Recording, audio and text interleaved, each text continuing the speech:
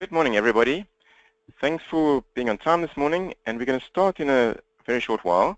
But before we do that, could I just ask you, just want to make sure that you can actually hear my voice and see my screen. So if you can hear my voice, see my screen, please do me a favor, just go into your little chat box there and just type yes, or there's a little option to raise your hand on the control panel. So if you could just let me know that you can actually, okay, that's fantastic. Thank you very much. Thanks, Nisa. Okay, so hi everybody.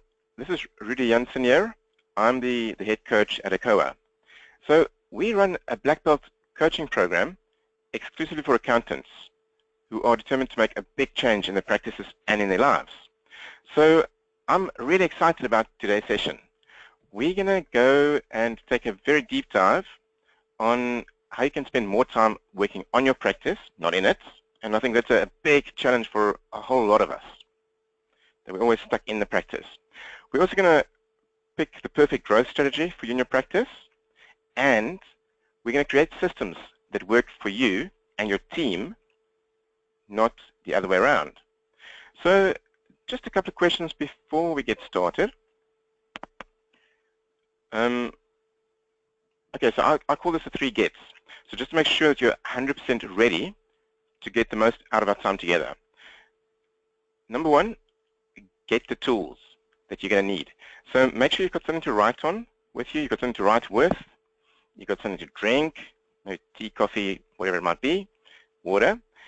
Number 2, get rid of anything that might distract you.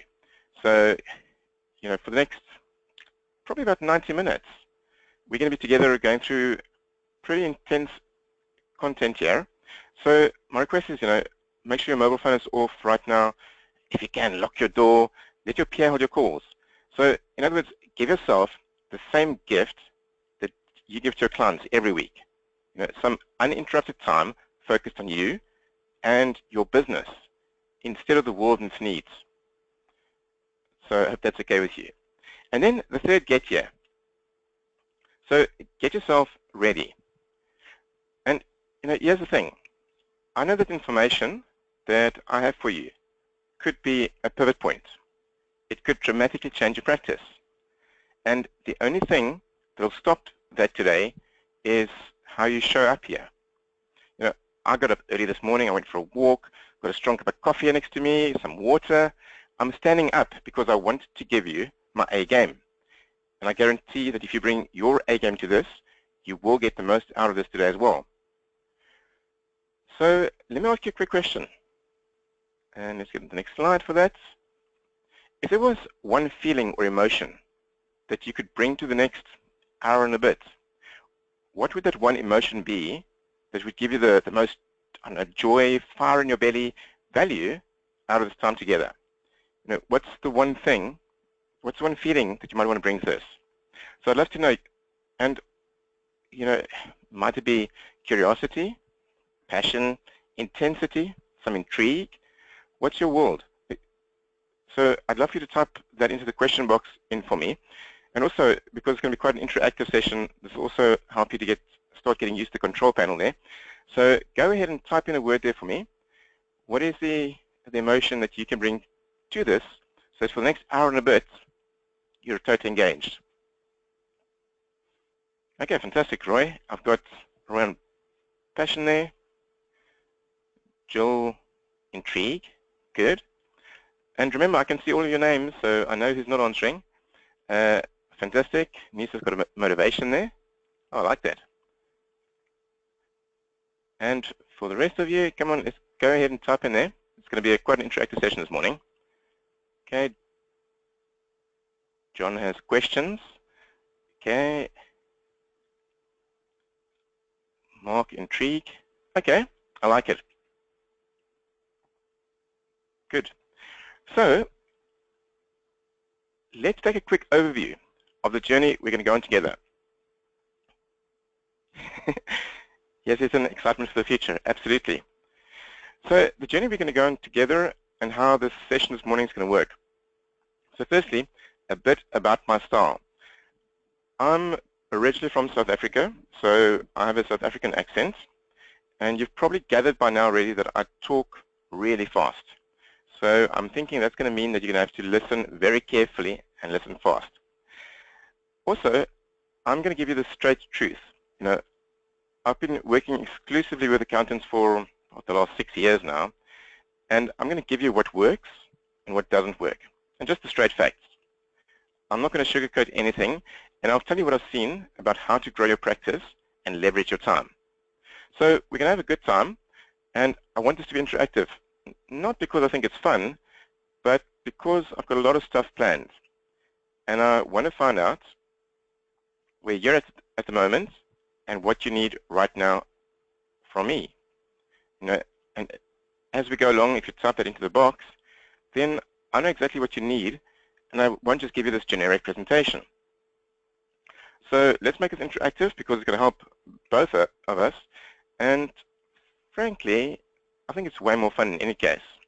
So, it's a bit weird at your end, sitting, listening to a computer, and let's be honest, on my side as well, here I'm standing talking at my computer. So if we could make this conversation backwards and forwards, you and I think that'll be much more fun, but it'll also help us all to be much more engaged and get a much better outcome. So as far as the content today, it's really simple. Number one, I'm going to show you why you're working on a broken model and why this model is costing you thousands in profits and hours in time every year. Number two, we're going to look at how you can pick the perfect growth strategy for your practice by using the 4 quadrants of growth.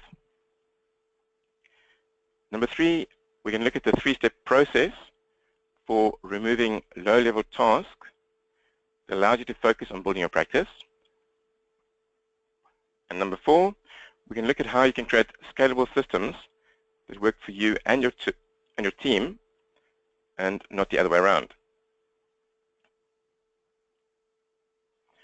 So if I just summarize what our goal really is, then it's how to spend more time working on your practice, how to pick the perfect growth strategy, and how to create systems that work for you and your team.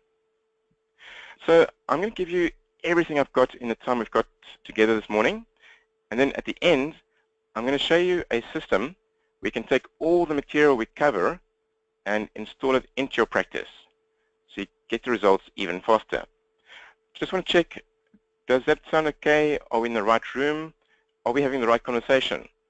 So do me a favor again, please. Just type into the question box for me, sounds good or good to go, and then that'll let me know that you're ready. So just in your chat box there, good to go, sounds good. Excellent. Okay, thanks very much for coming through on that one. Great. Excellent. Okay, thanks everybody.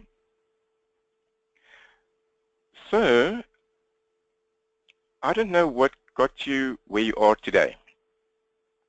And, I don't know your backstory yet. I'd love to have that conversation at some stage, but regardless of what brought you here, let's start with a couple of questions.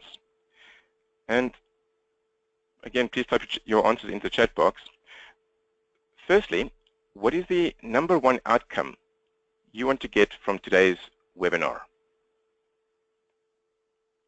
So go ahead and type it in there. You've set aside an hour plus of your time, which I'm quite sure you've got a pretty busy diary. So what is the number one outcome that you want from today's webinar? So go ahead and type that in there. Number one thing that you want from today's webinar.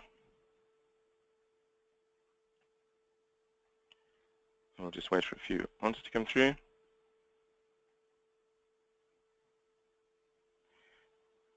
Okay. So Nisa says, how to move my business to the next level. Stop it being a job and becoming a business. Nisa, I promise you that light bulb will go on for you this morning. The top practice management tips that work. Good. How to achieve growth. Excellent. Okay, from Roy.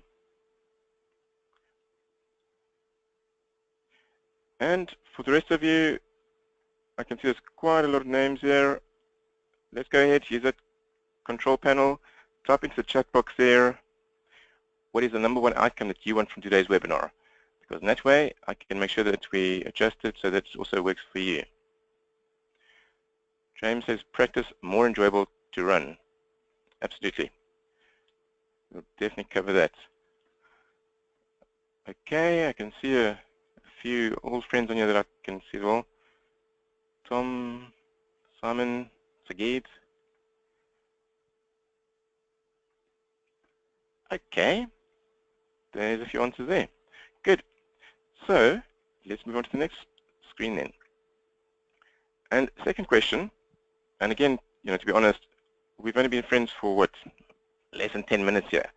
So if we've just met face to face, there's no way to ask questions like this up front. But I really do need to know where you're at so I can help you. What's the biggest problem that you have right now in your practice? So go ahead and type this one in there. What is the biggest problem that you've got right now in your practice?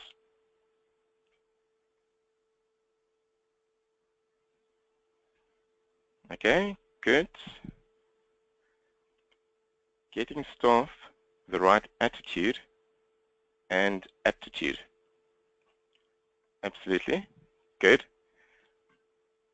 Obtaining good clients. Great. Needing to micromanage my team instead of increasing sales. Good.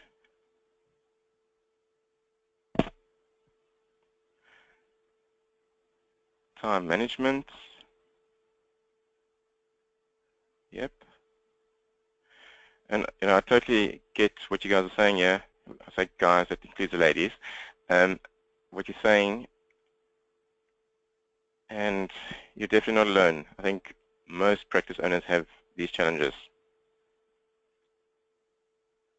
James says one of the biggest challenges is moving to the cloud and systems. Okay, good.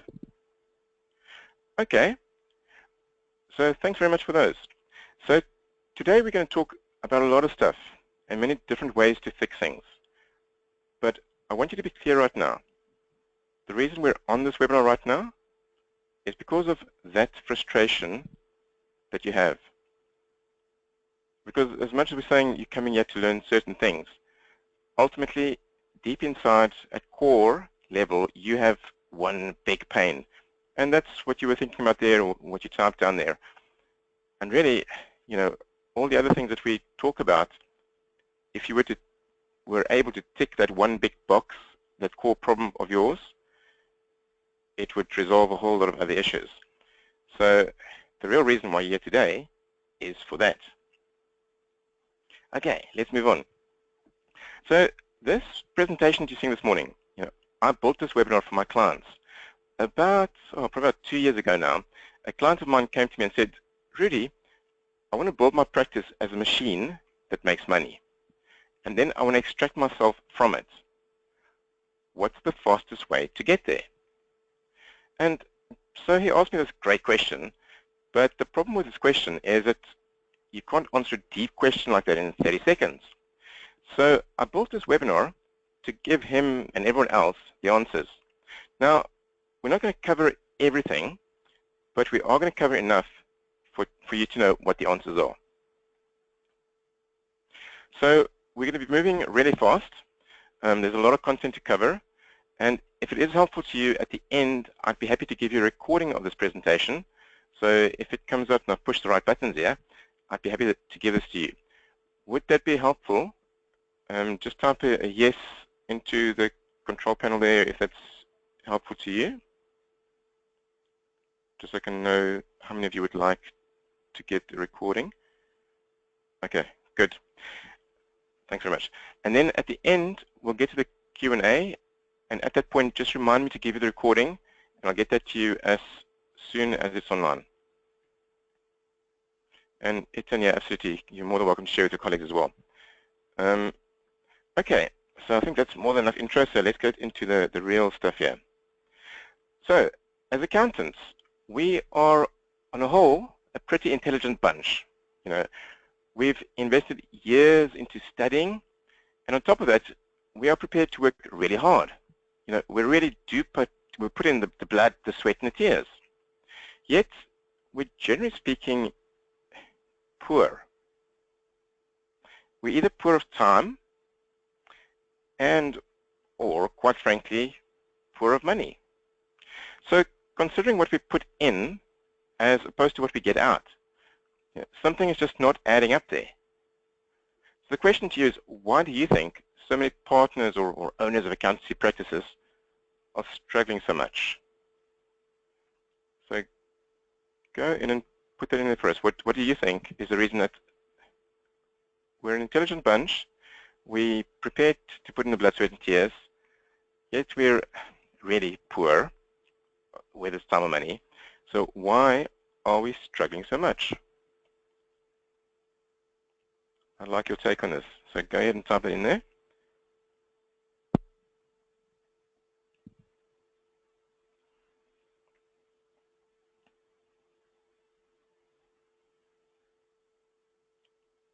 Okay.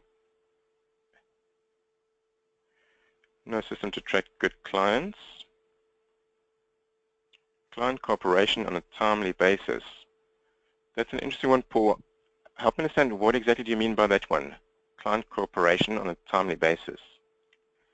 Not enough time. Can't find the right team. Lack of systems. Okay.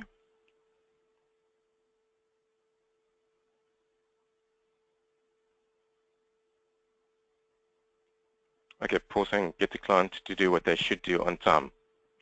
Okay, and Paul, I guess, that does go back to our internal systems and how we manage our clients as well. And it does go back to our systems. Okay, good stuff.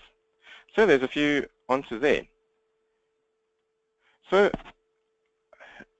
I'm going to briefly cover this. And, you may have come across this in one of my blogs, but if not, then let's go through this quickly here.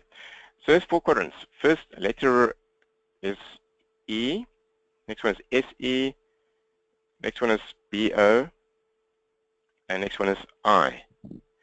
So the E at the top left-hand corner stands for employed or employee.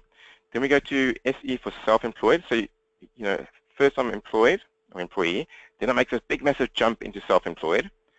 And then at some point, I make the next big jump into the business owner quadrant.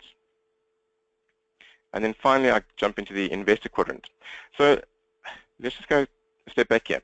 So the main similarity, I guess, between employed and self-employed is that an employed, and there's probably another letter missing there, which should be a small s above the E at the top there, which means we go to school first in life, then we find a job at some point, and then hopefully make this jump into self-employed. So similarity between employed and self-employed is that at employed, I'm doing it with my hands. Somebody's training me to do something with my hands. Now, whether that be I'm a bookkeeper and my hands are in front of my body hitting that keypad, or I'm a plumber, my hands are in front of my body fixing pipes, whatever it might be. At an employed level, my hands are in front of my body and I'm doing things. At self-employed, the big similarity here is that my hands are still in front of my body and I'm the person doing these things. And that's fine.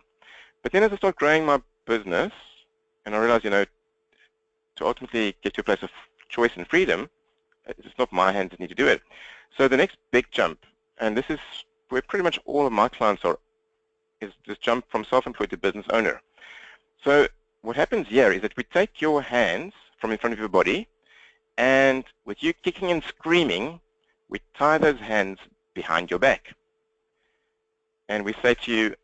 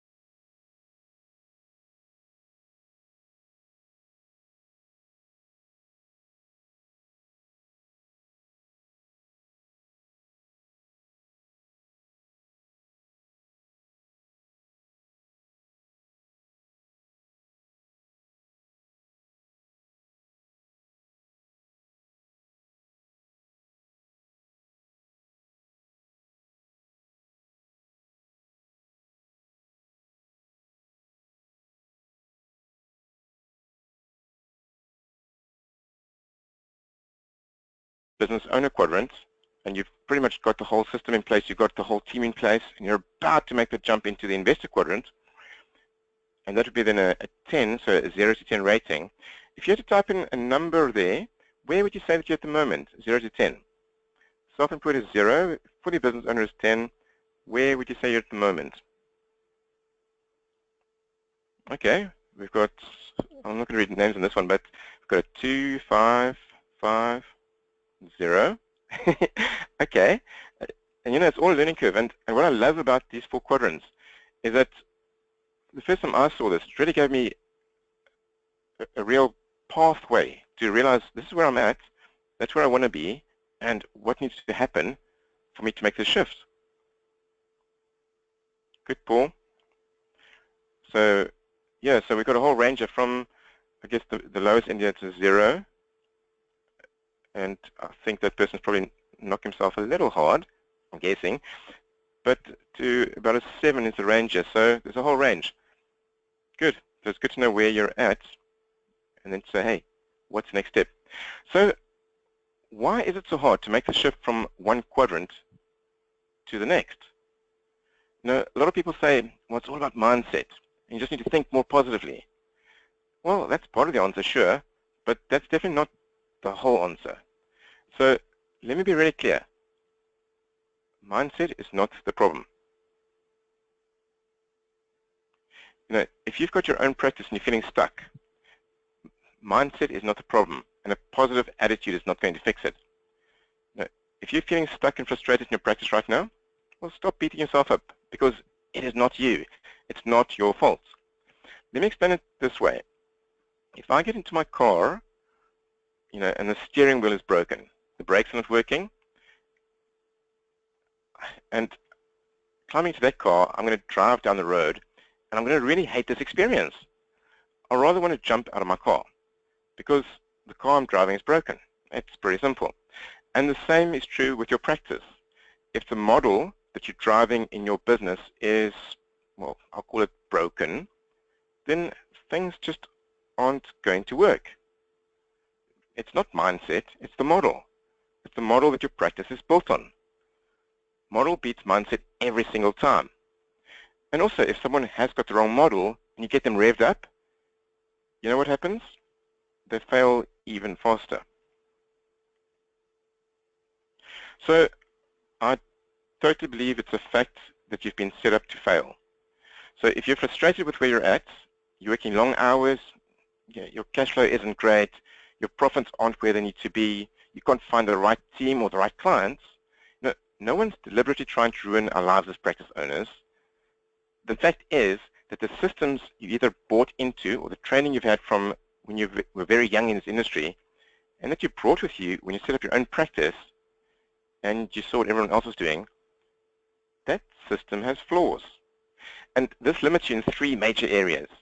It limits you in your team, it limits your growth, and it limits what I'll call your systems.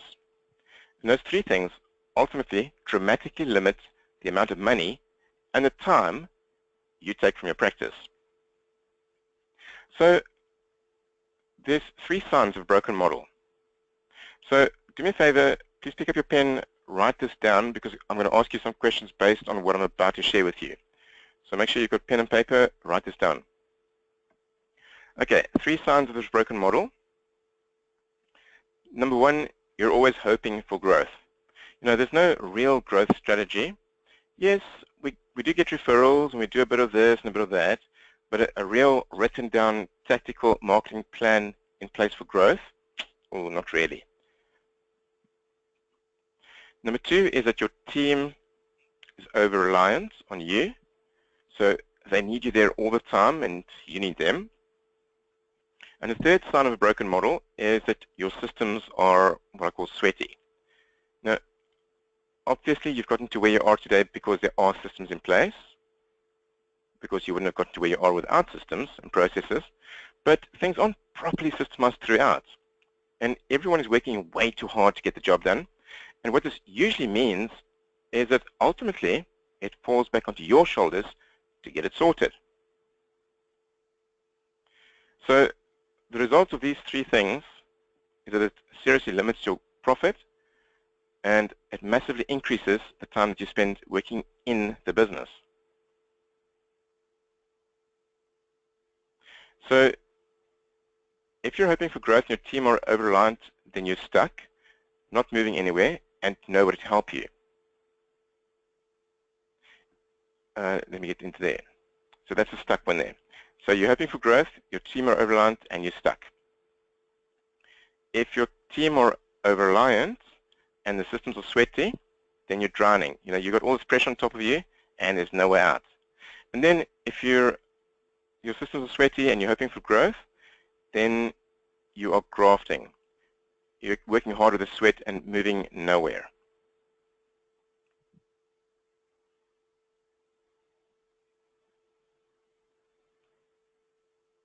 So which of those three would you say is costing you the most and giving you the most pain right now?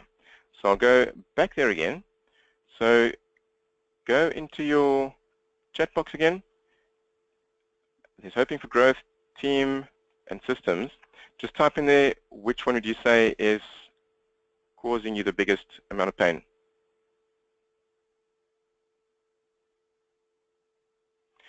Paul, good question. We're just about getting in there, so a little bit more patience.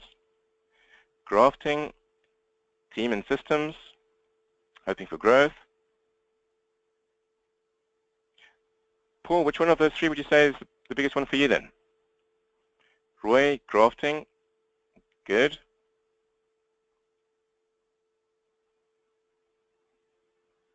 Okay, team, systems, good. Hoping for growth,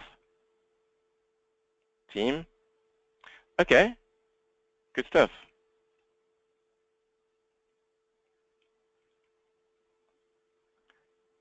So those are three things that limit you. So if you could flip those three things from hoping for growth, well, let me go back there actually. If you could flip them from hoping for growth to something else, or team are over-reliant to something else, and systems are sweaty to something else, what might that give you? Because when you do that, that's when the lid comes off and you can make more money and win back more time for you and your practice. So this training today is about making those three strategic shifts. So shift number one is shifting from hope for growth to predictable growth. Shift number two is going from over-reliant to self-reliant. And shift number three is going from sweat systems to scalable systems. So let's talk about the first shift, going from hoping for growth to predictable growth. And more specifically, we're going to look at the 4 quadrants of growth and how those can influence your chosen growth strategy. Where's my button there? Good. Okay, so in our Black Belt program, we've got 4 keys to make the shift from hoping for growth to predictable growth. And key number 1 is all about pricing. You've got to get that right and make sure that it's completely optimized and systemized through your practice. So there we want to boost the margins, communicate value, and maximize our prices. Key number 2 is about marketing, and again, systemizing this. That's all about how do we systemize the generation of leads, nurturing of prospects, and reasons to buy. Key number 3 is about sales, and again, systemizing this as a process.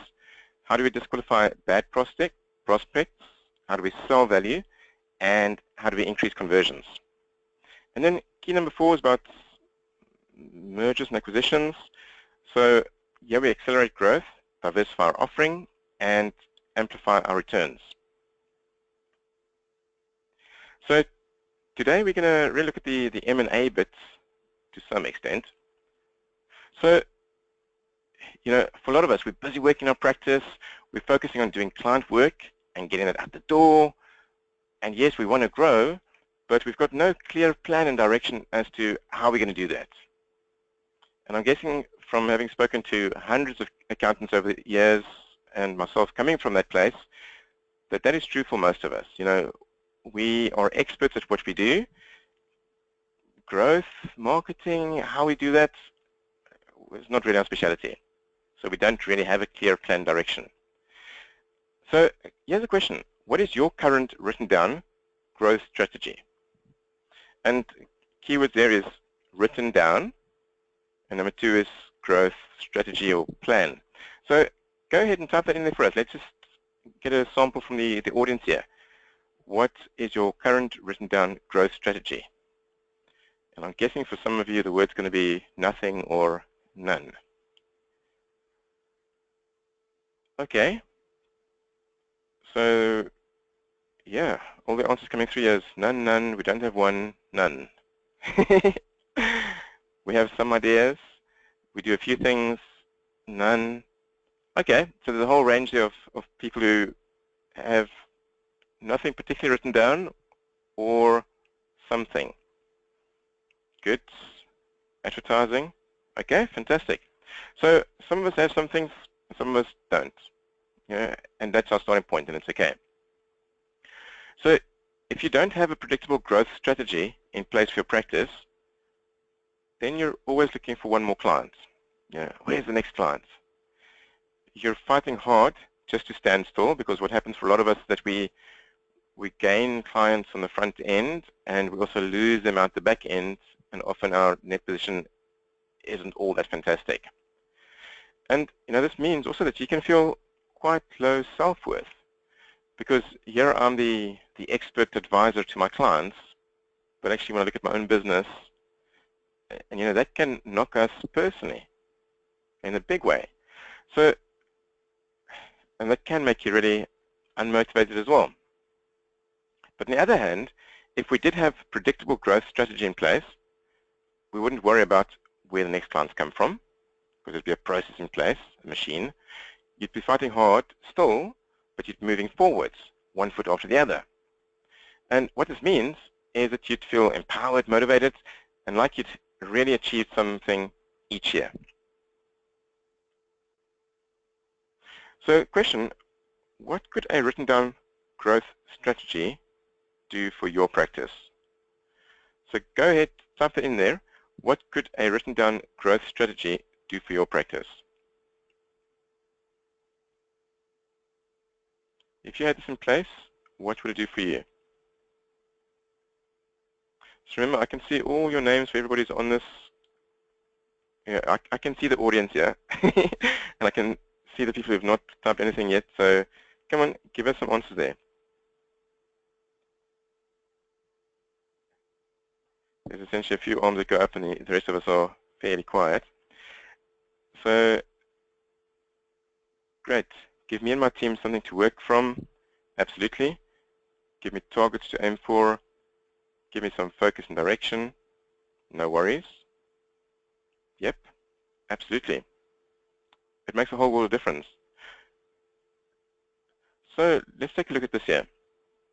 For me, there are 4 quadrants of growth. And actually, before I go there, you know, when I look at a business, there are 3. If it's a stool, the stool has 3 legs. One leg is what I call the operational side. So that's what we do.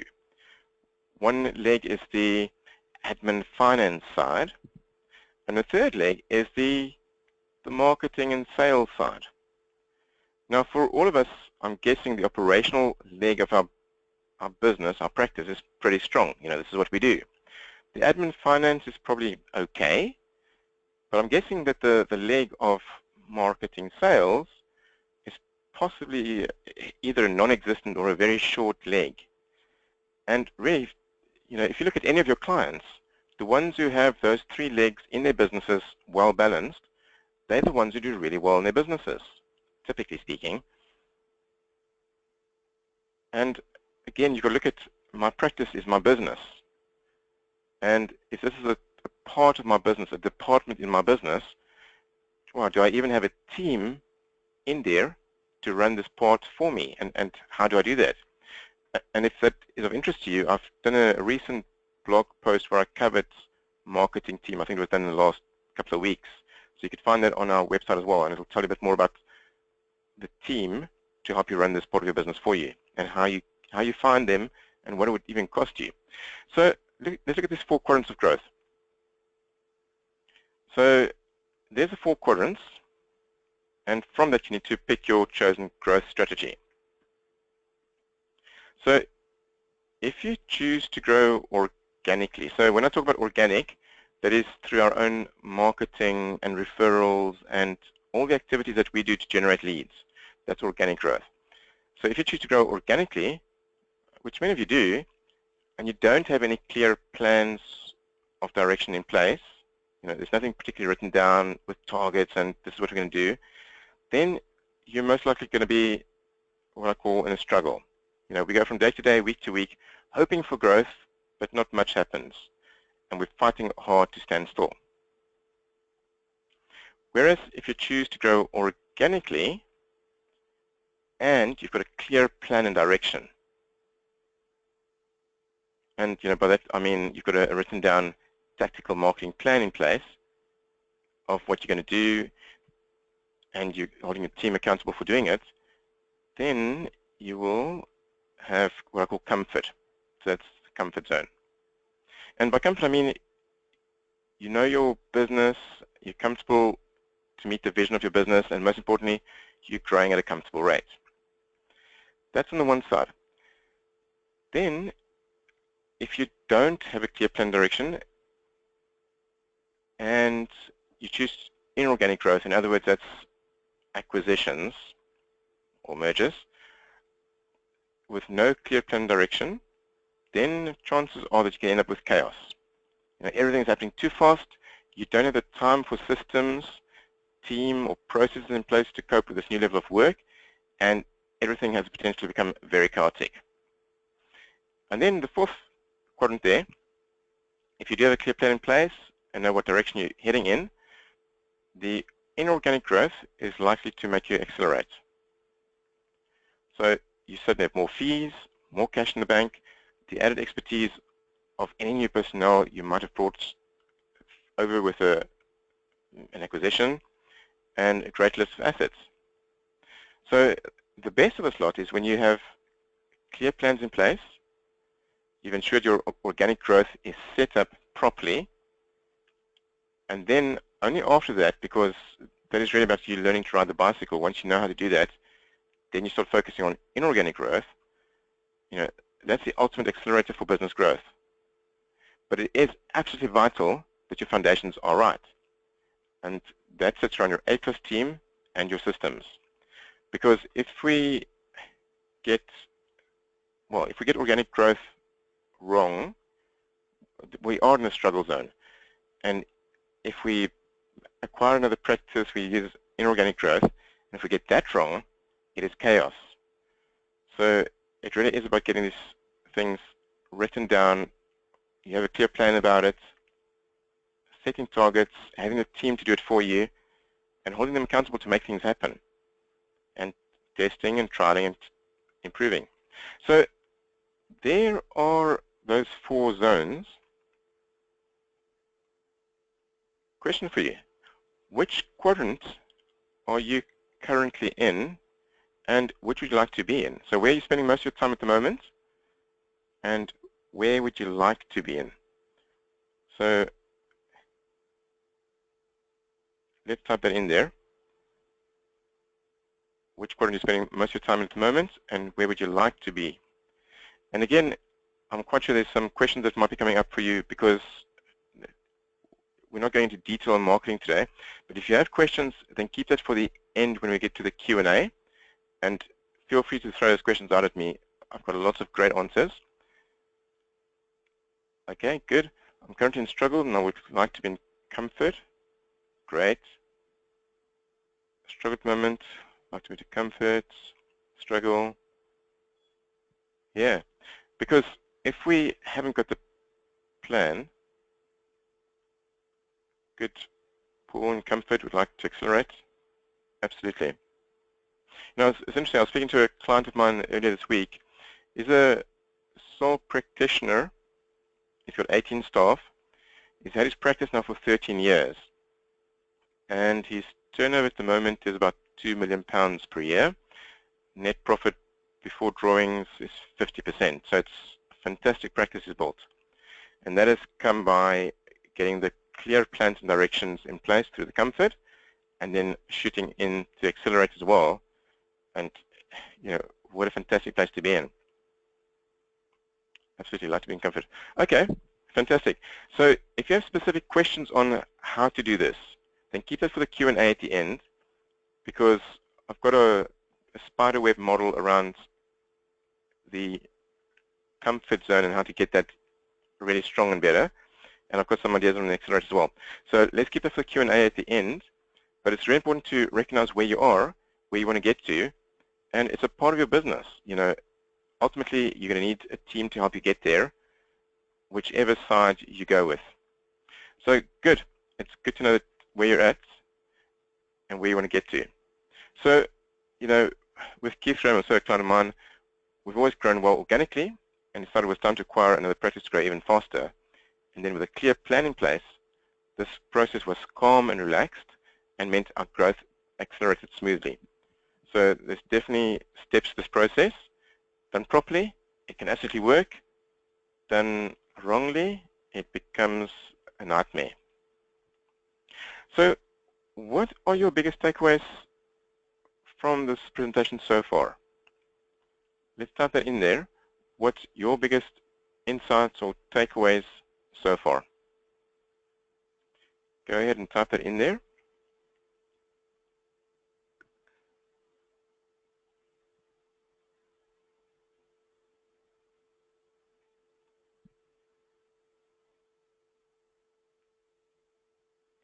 Good.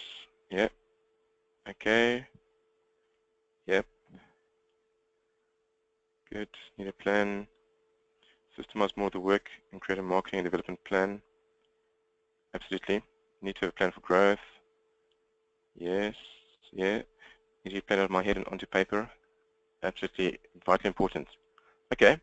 Fantastic. Thanks for sharing those. So right now, I'm interested in you.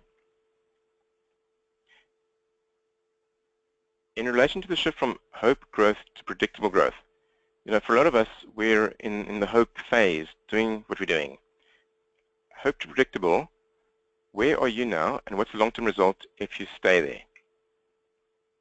Where are you now, and what's the long-term result if you stay there? So some people would love to hear your take on as well. So Tom, Tim, Sagit, Robert, Ribo, Mark. Hey, Jamie, it would be great to hear your answers as well on that one. Good. James, for you too.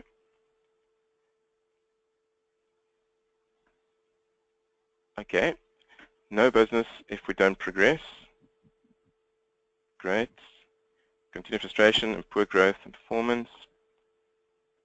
Great. Low growth, small business.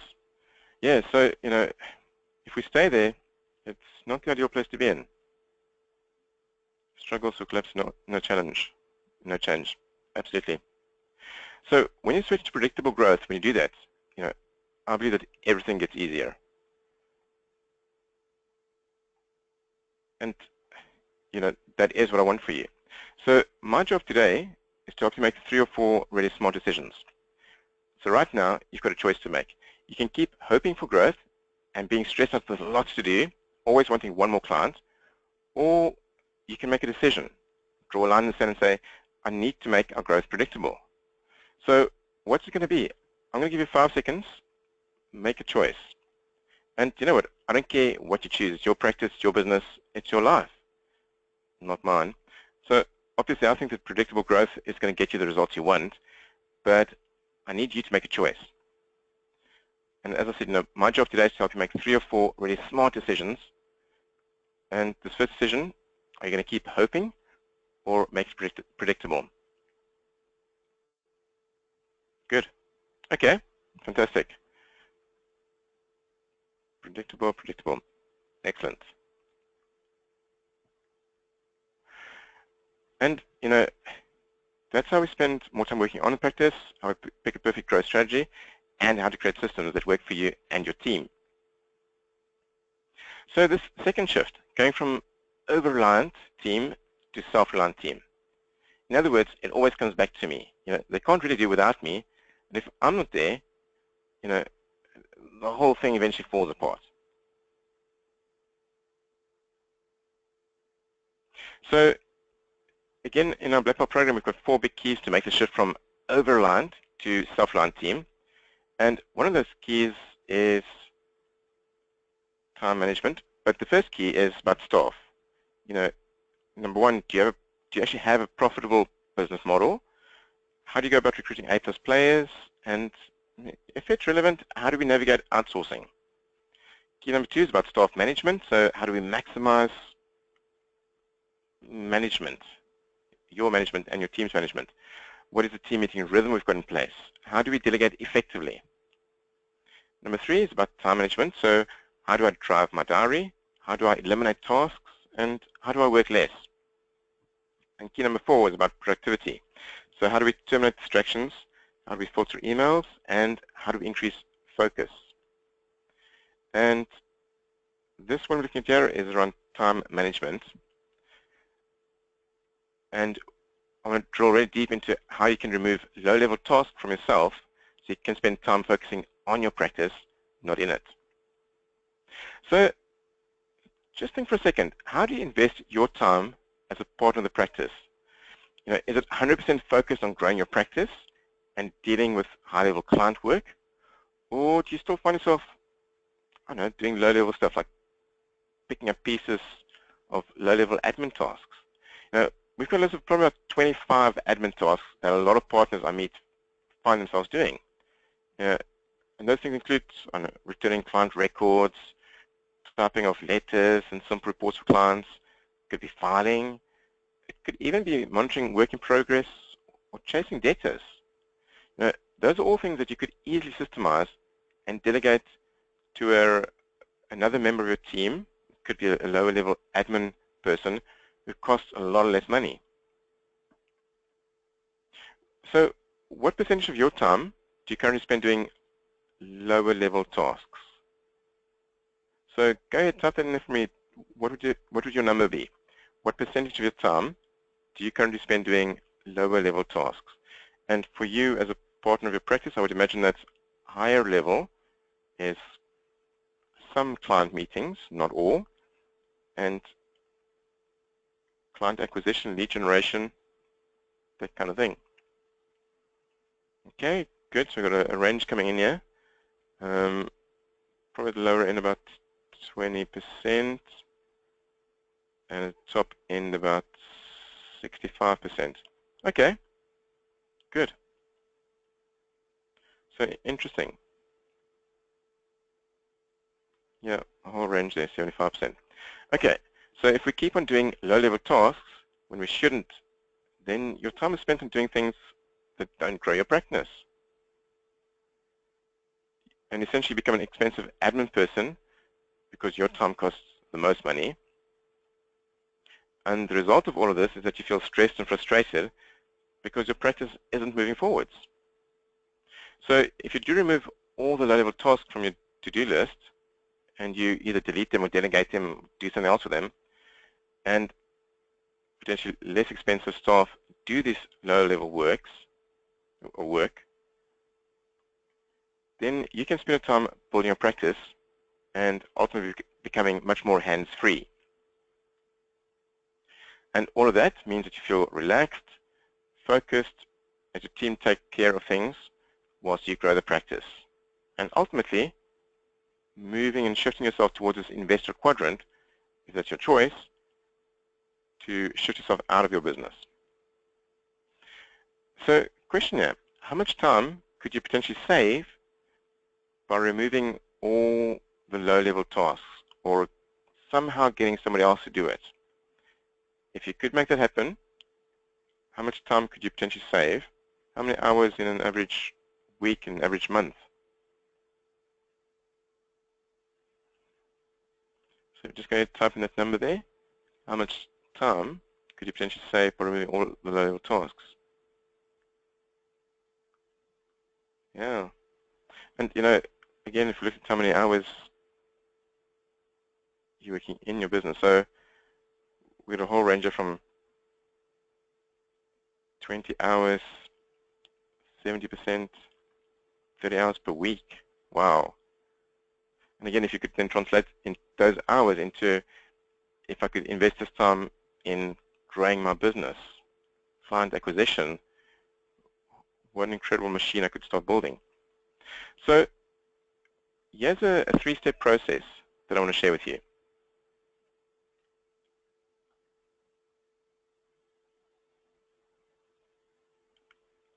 Let me just quickly see something here. Okay, so it's all about removing the low-level tasks. Three-step process to remove the low-level tasks. Okay, step number one, that's all about identify. So there's two parts to the step. The first part is identify what the low-level tasks are so you can hand them over. And the second bit is identify to who. Now that person that you're going to give this to might be internal already, or potentially they're external, so that you can hand it over to them. So the first part, figure out, make a list of all the things that you do. And then next to each of those items, write down, well, the question mark is, who could I potentially train and hand this over to? Maybe I've got somebody in my organization already, or if there isn't, could I potentially find somebody, even on a part-time basis or outsourced, however it might be, externally, who could take over this specific task for me. Step number two has to do with systemizing. So here we create relevant systems to train your chosen person on how to complete that task. And we will look at exactly how you can create systems in the next shift of this presentation this morning.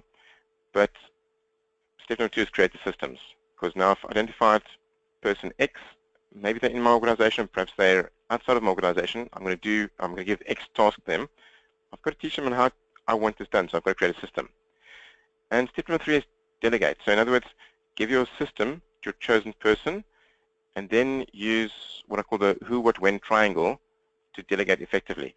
Again, if you're unfamiliar with the who, what, when triangle, which is incredibly powerful for delegating effectively, there is a video blog on this on our website under the blogs. Go and have a look at that. It's a very, very powerful way to delegate. But identify the person, identify the task, create the system for it, and then delegate it, hand it on to them. So question then, who currently already has a process like this in place to remove low-level tasks? And whilst you're busy typing in either a yes or no there, I know that one of the things that I often get is, well, really, I don't have anybody in my business and overheads are so high already, how can I possibly afford this? There's always ways and means.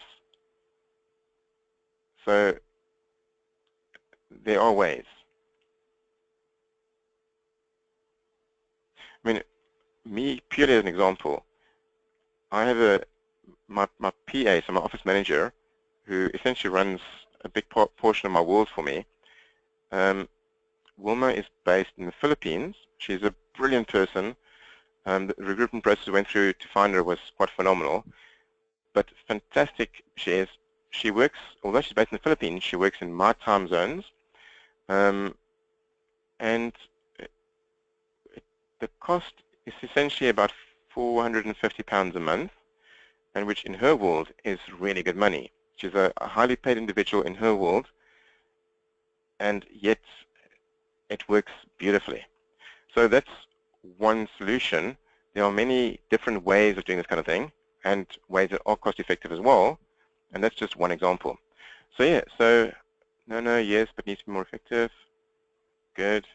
Okay, interesting. So that is a process there. It does work. So use it, because that's a very good way to start identifying what are the low things that really I should not be doing, that I could hand over to another person. And sometimes even an admin person in my office can take on certain tasks that I'm currently doing, if I give them the right system. So here is another slide on Graham Eden. Since completely systemizing and delegating all of my low-level tasks, I now only work 1 day a week. And it's interesting because when I started working with Graham, his initial goal was to put things in place so that you only have to work 3 days a week. And I touched base with him again a few weeks ago, and you're saying, hey, I'm only doing 1 day a week now. But because the systems are in place, the right people, he's delegated pretty much everything. So absolutely possible. So from this section here, what was your biggest takeaway so far? So just go ahead, type it in there. What's your biggest takeaway from this section here? What did you learn? What did you notice? What would you like to share? So go ahead and type that in there. Your biggest takeaway from that section there.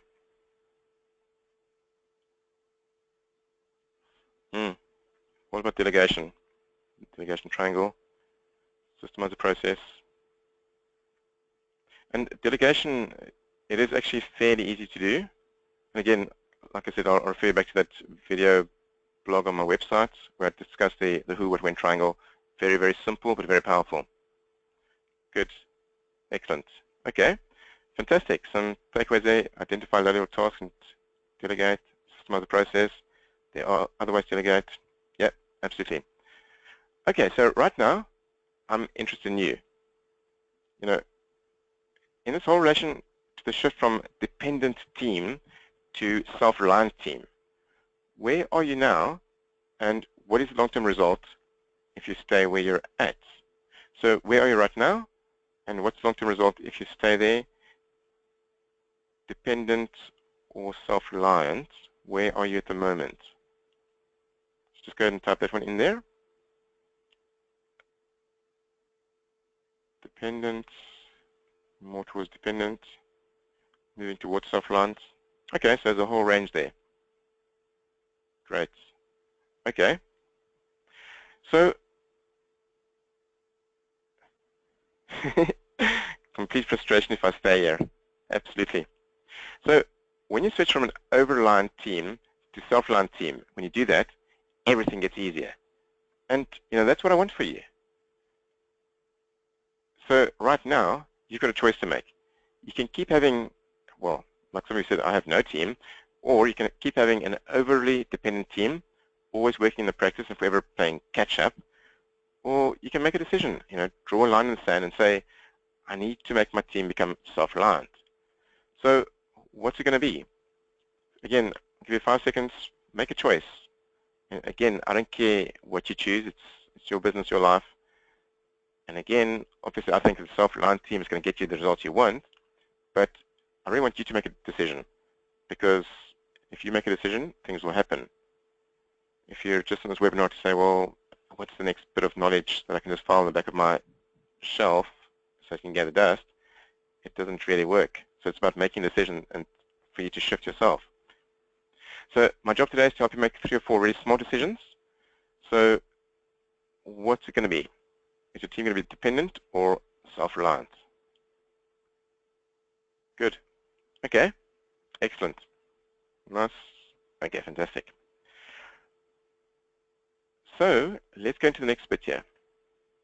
And again, that's how to spend more time working on your practice, how to pick the perfect growth strategy, and how to create systems that work for you and your team. So let's look at shift number 3. Here we're going from sweat systems, to scalable systems. So instead of it always coming back onto your shoulders, your systems are scalable, the practice is streamlined, and there's space for growth. So again, in our Black Belt program, we've got 4 keys to making the shift from sweat systems to scalable systems. And key 1, it's all about lockup. How do we decrease our debtors? Your work in progress, and we systemize the whole lockup situation. Key number 2 is all about customer service. So how do we onboard new clients effectively? How do we have a value add process in place? And how do we maximize satisfaction? And then we've got key number 3, the KPIs. How do we measure them efficiently? How do we direct accordingly? And how do we track them frequently? Key number 4, all about practice management and technology. How do we systemize frequently, paperless office, and leverage the cloud? So today we want to draw into key number 4 there and look at how do we create scalable systems that work for you and your team. So I'm not saying that you should franchise your practice, but what I am going to say is that you should consider building your practice like a franchise, or like you're going to be franchising it, because that kind of mindset, that kind of thinking, makes you do it or approach it from a slightly different perspective. So what does this involve? In order to do this, you need to systemize to a T every specific detailed task component that happens in your practice. And only then you will truly start to become hands-free. Because then you can simply take the systems and give them to the right people to run with. And systems are really important. So there's a question. Who currently has systems in place that could be used like a franchise? And I might not like McDonald's food, but we've got to admire what they've created there as far as franchise is concerned, and this is how we do it.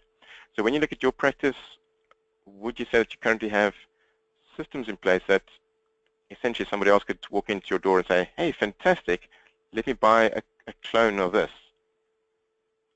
No, not quite. Okay, so there's a whole range of answers there. Okay, so if you're not actively creating systems in your practice, then you keep repeating the same tasks over.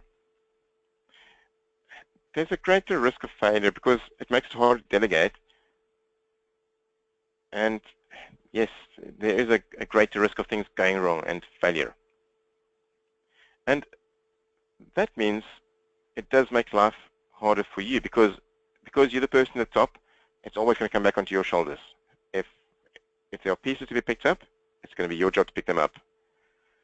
So if you do start systemizing frequently, then what happens is that you and your team are always following the system. There's more chances of success when you delegate because there's a system to follow. And this means you can lighten your load and relax knowing things will be done properly. And also, to some extent you can bring lower level people or less expensive people in to do slightly higher level stuff because they can follow the systems. So what could scalable systems do for you and your practice? If we had scalable systems in place, what would that do for you and your practice?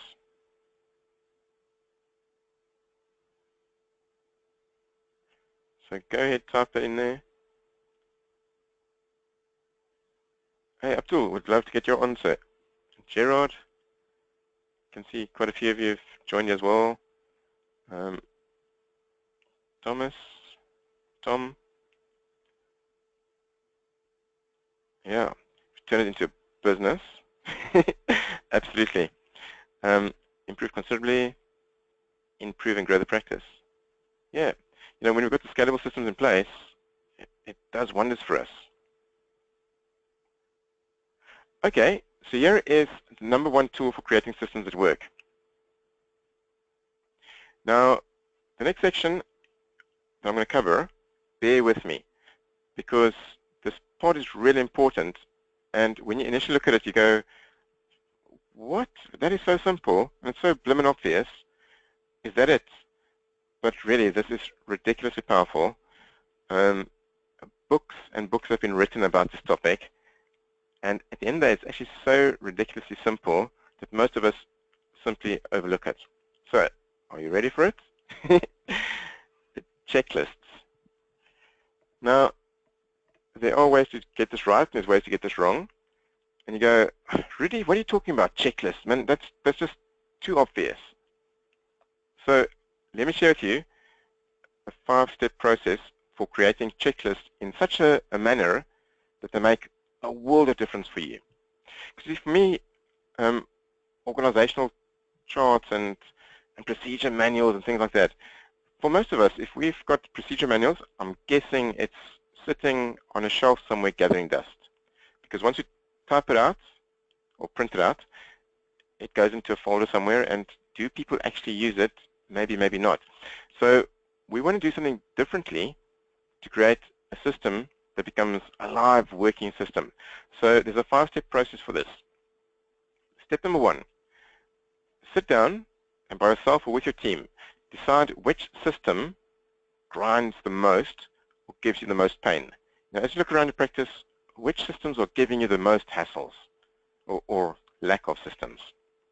So that's the first question. What is giving us the most pain? Step number 2, you want to delegate this. You don't want to be doing this yourself, because if you did this yourself, you'd have to spend 100% of your time creating 100% of the system. So what we want to do is pick somebody around you and say, hey, you're really good at this.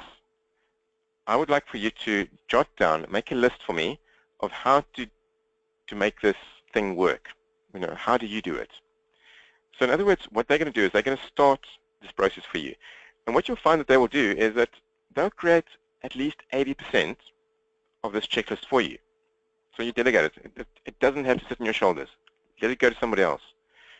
It's probably not going to be perfect, but hey, it's a starting point. And for you, it's much easier working from a page that's already been done, call it 80%, as opposed to a blank page. So step number 2, somebody else creates this list for you and how to do it. Number 3, they give that list to you, you review it, and by yourself or with them, you fill in the gaps. Number 4, we create a live working checklist. Now, this bit here is really important, and the way to do that is that we have a box at the top of the page where we have a place for the person who's going to be doing this specific checklist, for them to write their name and their date. At the bottom of the checklist, we've got a space for someone to sign it off, and next to each item, you've got a checkbox so that we know that it's been doing. So in other words, by doing that and making this a live working document, it's not just a piece of paper that gathers dust somewhere. In order to do the job, we actually have to use this. Now I'm guessing for a lot of you in your working documents or your audit files, you've got something like this already. So it's an extension of something like that. So let's say, for example, I don't know, the onboarding of a new client. Client starts on day 1, and then there's a 90-day process to bring them in, really impress them, make sure they're very happy, wow them, ask for referrals, whatever it might be. But that could be jotted down as a process. So here's our checklist. The top of the name could be the person responsible for that whole process, the date to start. Somebody else could, we need somebody else to sign that they've seen this, authorize it, because it's very important we've got this control person in place. And by forcing that process, and then we tick the boxes as we go along and have done things, it becomes a live working document. And in that way, it becomes incredibly powerful. And this system that has been giving you pain will be systemized pretty quickly. And then once you create this checklist, we start using it. And what we'll probably find is that we've got to make tweaks to make it really work well, but you make the adjustments as you go along. And then, really importantly as well, this is a key component for most systems, is to have some control person in place who checks that the checklist has actually been filled in and done correctly. And their job is to, so let's talk about again about the onboarding process. So let's say that we've got a control person, let's say that, for argument's sake, different managers have this checklist, they're busy filling it in.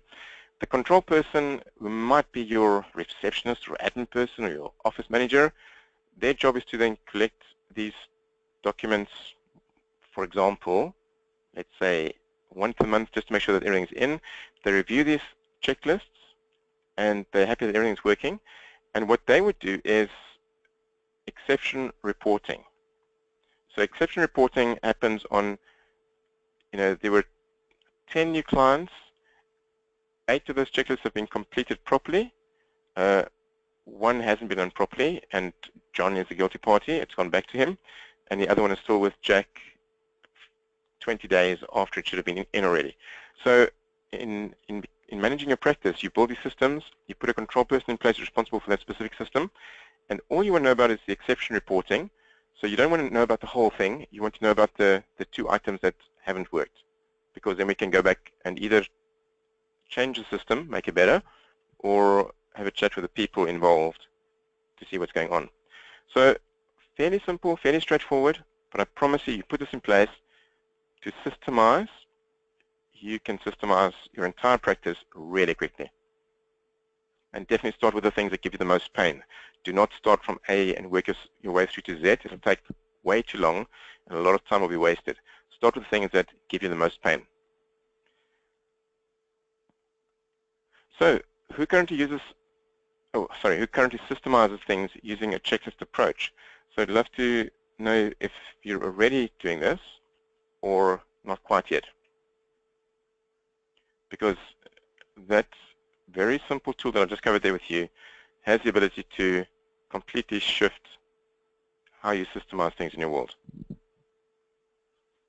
Great. Okay. Some no's there.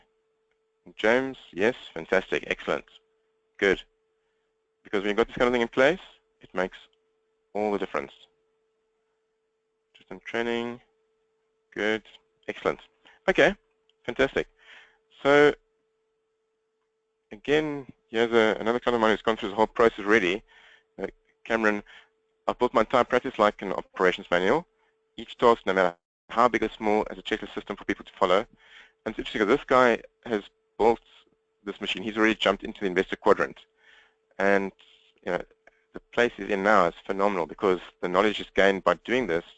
He's putting onto other practices, well, other businesses that he's acquiring as well. So phenomenal place to be in.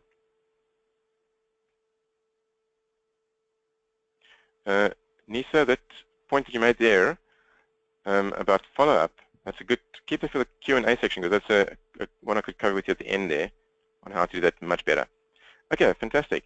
So, hey, from this section, what have been your biggest takeaways so far in that section especially? So go ahead, type that in there for us.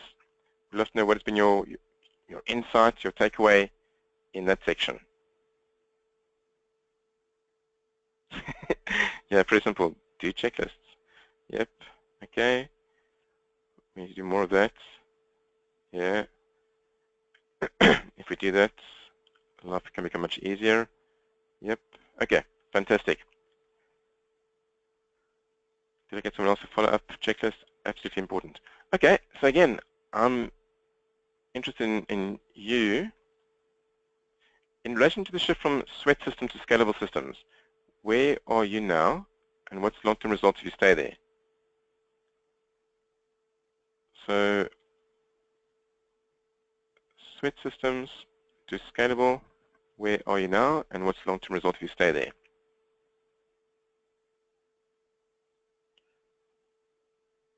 It's those two. Sweat systems, moving to scalable, about 40% chaos. No checklist, you stay more frustrated. Yeah, good stuff. So when you switch to scalable systems, when you do that, everything does get easier. And that's what I want for you. So right now you've got a choice to make. Again, you can keep on having sweaty systems. Everything is done ad hoc, it's disorganized. Or you can make a decision, draw a line in the sand, and say, I need to make systems scalable. So what's it going to be? So again, take 5 seconds, make a choice.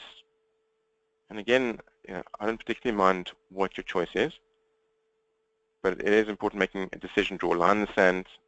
My decision is. And again, my job today is to help you make 3 or 4 really smart decisions. And this is the third decision. Are your systems going to be sweaty or scalable? Good. Okay, scalable they are. And again, that's how we spend more time working on the practice, how to pick the perfect growth strategy, and how to create systems that work for you and your team. So let's have a quick recap here. I believe it's a fact that you've been set up to fail. No one's deliberately trying to ruin our lives. And the fact is that the system you either bought into, or the thinking that you brought with you when you learned to become an accountant, and you saw what everyone else is doing, that sets you up to fail. It limits you in 3 areas. It limits your team, your systems, and your growth. And ultimately, this affects the amount of money and the time that you take from the business.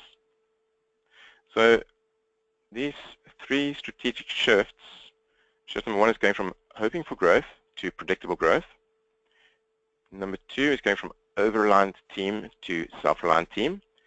And number three is going from sweaty systems to scalable systems. So I'm going to ask you to type this into your chat box or just think about it and jot it down for yourself. In 12 months' time, how do you want your practice to look? So we're talking about September 2017. How do you want your practice to look? So let me give you some idea. I mean, it could be around your hours worked, revenue, it could be client numbers, cash flow, confidence, marketing, income, how you want to be seen by your prospects and your clients. And most importantly, how do you want to feel? So how do you want your practice to be different 12 months from now? Give me 10 words to describe that. So you can either type it into the chat box or just jot it down for yourself. 12 months from now, how do I want things to be different? So take a few seconds, just think that through quickly and write it down. Okay. Then let's go to how it is right now. So good. Mark, it's interesting when we say larger. You don't have to type this in yet, but definitely on your piece of paper, write a number with a pound in front of it. So program into your sat-nav a very specific destination. Larger is too vague for the sat-nav. So put a pound number. You don't have to type it into the box, but definitely on your piece of paper. And even higher average fee rate. Again, put a specific number there. Okay. Yeah, I like that. And same, Nisa. Okay, you've got double the revenue and half the work. Yeah, okay, I get that. Okay, so now write down 10 words to describe how it is right now.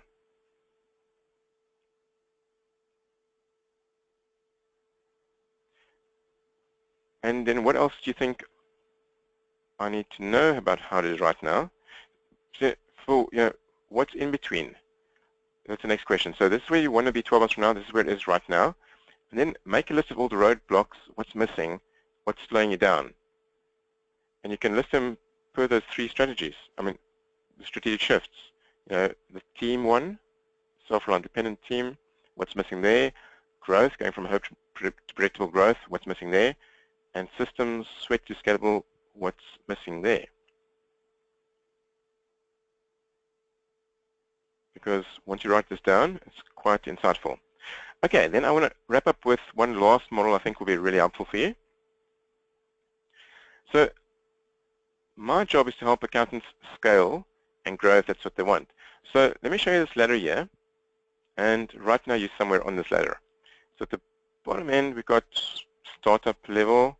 Then we shift into the survival mode. Then we go into stability. The next one is success. Then scale. And then what I call significance. So this ladder then also has, startup phase you do in your spare time, survival part-time, stability full-time. Success is overtime. Scale is money exchange for it. And at significance, that's like the investor quadrant. There you're not exchanging time for money anymore, so you're free there. So now this is a rough guide, okay? It's definitely not cast in stone. But a rough guide, very rough guide, is that the jump from survival to stability is about 150K, roughly speaking. And that's not true for everybody, but roughly. And then again, from success to scale is roughly around 500K. And if you're, okay, and also that bottom section is about the hunt phase, then the build phase, and then we've got what I call the flow phase. So if you're in startup or survival level, then I've got lots of great content for you, and free content as well, you know, like these webinars. There's the blogs coming on the site all the time, and keep interacting with me, you know. And generally speaking, again, depending on your personality, you know, the programs that we offer might not be a fit for you. Now, if you're in the build or the flow stage, and you want to make the 3 shifts we spoke about today and move up the ladder, then I want to talk to you for just 1 second. Because the next step is really simple. It's, if you want to move, then it's for you to have a quick conversation with me, 10 to 15 minutes, no pressure, it's a friendly interrogation. And in the conversation, I'll ask you lots of questions to find out if or how I can help you. And then if I can, we can talk about how. And if I can't, I'll try and point you in the right direction and say, you know, go and talk to someone else about your challenge. So what happens in that conversation, I would call that the Black Belt Practice Growth Audit. In that 20-odd minutes of the conversation, you will discover the number 1 thing that's stopping you from building the practice you want. We have to identify the next best step that will move you to the place you want to be. And you'll leave the session with the confidence of knowing exactly what to do in order to implement the practice growth blueprint. And then, you know, like I said, at the end of that 15, 20 minutes, either I can help you or I can't. And if I can't, I'll point you in the right direction. And if I can help you, we can book in another time to talk about how. So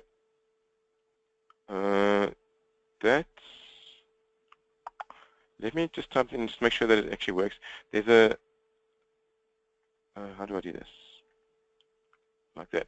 I'm just going to quickly type in here, just to make sure that this works. It's the link for that page that you're looking at the moment.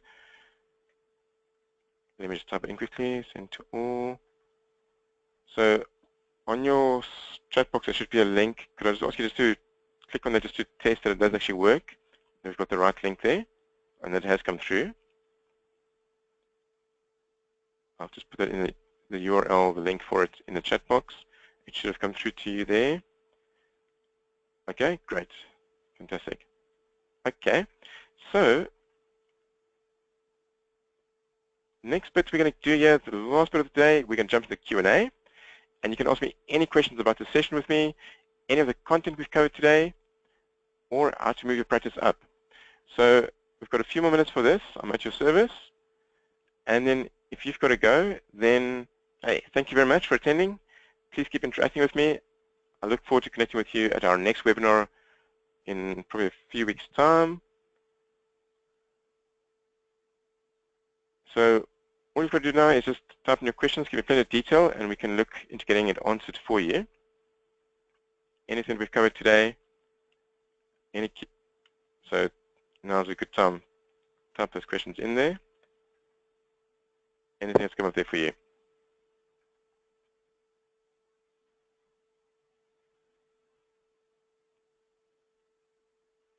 Okay, so Tim's got a good question here. So just before I do that quickly, Tim, I'll get into you now.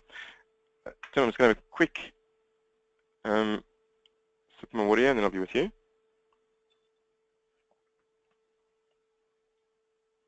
And let me get into that screen there. Okay, so Tim's question is, where do you find your assistant? Now, Tim, good question. There are, depending on what assistant you're looking for. So I guess the 3 categories, we could look for somebody who's full-time, we could look for somebody who's part-time, or we can look for somebody who's outsourced. Now, most likely full-time is going to be the most expensive. And for an individual like that, again, depending on which role, you know, is it a marketing assistant, is it a PA for a partner, whatever it might be, if it's a full-time person, we're going to go through the full-time channels, you know, place the ads online. If it's a full-time person, then go into Google, type in the role as though you're looking for it. And whichever websites come to the top, that's where you want to place your ad. So that's one option. A part-timer in the UK, I would probably try a website such as peopleperhour.com. So www.peopleperhour.com.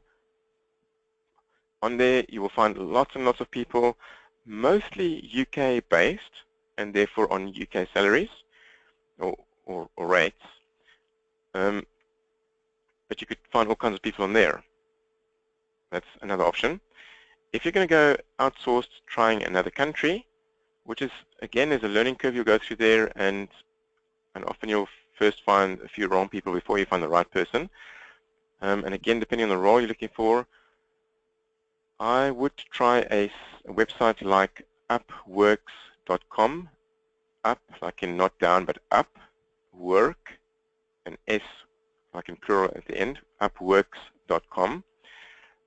Upworks is an interesting site, and there's another one called elance.com, and actually they are run, it's two separate ones that have merged, so actually it's the same really, but there are literally millions of people registered on there from all over the world, and you can find pretty much any kind of person on there at very good rates, from marketing to graphic design to copywriting to video editing to bookkeeping to chartered accountants, quite frankly. And you know, in places like India or the Philippines are great outsourcing countries, even South Africa. Personally, my personal preference is the Philippines. America had a very large influence in the Philippines, and their culture is a lot of pretty westernized.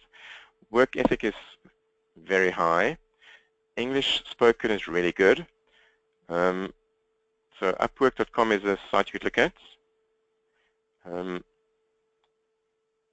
My personal VA I found on a website called, oh, I can't remember what it's called actually. It may have been actually Upwork.com. So those are a few there. Yeah, I'd start there. Tim, if that doesn't answer your question, feel free to contact me afterwards. We can have a look or arrange a conversation with me. We can look at that for you. But definitely, when it comes to assistance, that's what you've got there. Jack saying, for a marketing team, you mentioned earlier who needs to be in your marketing team. So marketing team, yeah, it's also another interesting one. And again, you know, is it full-time, which is a high cost, or do I choose to go part-time or outsourced at lower costs? But in your marketing team, you, at some level or another, you will need somebody to, you need this control person, somebody to take care of that department for you, because you haven't got time for it. So somebody needs to take care of that. So if you haven't got a high budget, you might start with an outsourced person or a part-timer. And part-timer, as a marketing manager, their job is to control what is happening and to control the other team members. I say control, but to manage all the other team members in there and make sure that things are moving forward. They're also the individual who will write down the written tactical marketing plan for you, and your job is to hold them accountable to ensure that it's happening, but their role is to make sure it gets implemented. So we need some kind of person to be managing, so that's the marketing manager. In that team, various functions that you will need over time, maybe not on day one, and again, a lot of this can be outsourced, you're probably going to need a copywriter. You know, depending, maybe your marketing manager person is good with writing copy, but potentially you might need a copywriter. So, for example, you know, all the copy on my website, I did not write. It was written by a very good copywriter in India, actually. And I think it was something like $15 or something per page, or something ridiculous like that. It was a very low rate, but for somebody pretty good. We did need somebody to translate that copywritten into British, but that was a small part of the job. Copywriter we need, graphic designer we're going to need for visuals on websites and all kinds of documents. Telesales is part of your marketing team as well, and again, it could be an external company doing it, it could be an internal person, it could be an outsourced person. Telesales, what are the other roles? On marketing, I'm thinking now. Again, the list is on my blog. For the life of me, I can't think right now. We're going to need somebody who is tech savvy, so search engine optimization, possibly Facebook marketing type things, organic search engine, so somebody who understands about that side of the world. Partners and managers are also part of a marketing team, because there's accountability of how many meetings have you had with prospects, how many, for example, networking events are you going to, how many times have you asked for referrals. So again, there is a function there as part of the marketing team and accountability for that as well. So there's a whole range of people to be in the marketing team. Okay, there's a question here about this delegation triangle. Okay, I'll just very quickly touch on that one. So the who, what, when triangle, this is a tool that I put together, I don't know, probably about 8 years ago or so. Very simple tool. If you imagine a triangle and each corner has one word, those words are who, what, and when. So going forward, whenever you ask somebody else to do something, or when you delegate something, you use the who, what, when triangle. And how this works is that it's a bit like a musical triangle, and the only way for you to get a ding on your musical triangle is to tick all 3 corners. Now, you can choose to use this, or you can choose to ignore it. Either way, you will get results. If you choose it, you're going to get much better results. So let me illustrate to you how this might work. So let's say that, as an example, I'm your credit controller, so I work for you, I'm your debtors clerk. So I come to you and I say to you, I called our clients and they said that they will send us some money. In that statement, that example, how many corners of the who, what, when triangle did I tick? The reality is I've only ticked one corner. I didn't have a who, there's no name. I didn't have a when. I had a what. They're going to send us some money. So there's one corner ticked. Okay, scenario number 2, I come to you and I say to you, I spoke to Mary at our client's company. She said that she's going to send us some money. In this case, I've ticked only 2 corners. There's a name, Mary, and the what is send us some money. There's no when. So third scenario, I come to you and I say to you, I spoke to Mary at the client's company. She said she's going to send us some money, and the money will be, or the check will be on my desk by Wednesday morning. In that case, there's 3 corners ticked, and we can get a ding. Now, let's take the example a bit further. If I was the credit control clerk on Wednesday afternoon, one of 2 things are going to happen. Either I will have the check in my hand and I bank it, or I don't have the check, and immediately, not 3 weeks later, immediately, I pick up the phone to Mary and I say, hey Mary, remember we spoke the other day? You said you'd get this through to me. It's not arrived. What's happened? Mary says, oh, I'm so sorry, whatever excuse, I'll get this to you by Monday morning. I say, hey, fantastic. So what I've done there is I've just closed one triangle and I've opened a new one. So again, I've got a who, I've got a what, and I've got a when. Monday afternoon, one of two things will happen. Either I'll have the check, I'll bank it, or I don't have the check. And again, immediately, not 4 weeks later, immediately I pick up the phone, I call Mary again. And what starts happening here is that essentially, I'm not going to play on the fact that Mary has broken her promise twice now already, or broken an agreement or promise. It's not about the thing that she hasn't done, it's about the promise that she's broken. And it's very rare in our culture that people will go beyond a third triangle. And if they do, then alarm bells should be going off in your head that something is wrong here. So the who, what, when triangle, it creates a huge amount of pressure without being aggressive, but it works incredibly well. So that's that one there. Good. It doesn't look like there's any other questions, so hey, if any other questions come to mind, feel free to email them through to me. You should have my contact details, my email address. Let's stay in touch. And I wish all of you a fantastic day. And goodbye for now.